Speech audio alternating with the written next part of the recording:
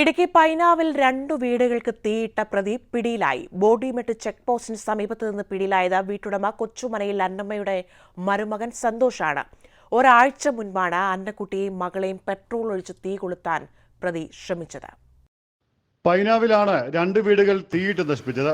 കൊച്ചുമലയിൽ അന്നക്കുട്ടി, മകൻ ജിൻസ് എന്നിവരുടെ വീടുകൾക്കാണ് തീയിട്ടത്.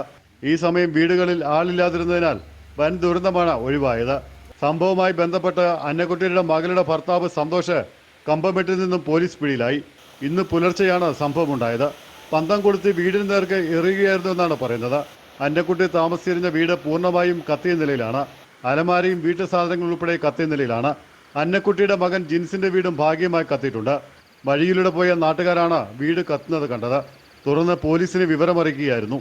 കുടുംബ പ്രശ്നമാണ് വീടിന് തീയിടുന്നതിലേക്ക് നയിച്ചതെന്നാണ് പുറത്തുവരുന്ന റിപ്പോർട്ടുകൾ.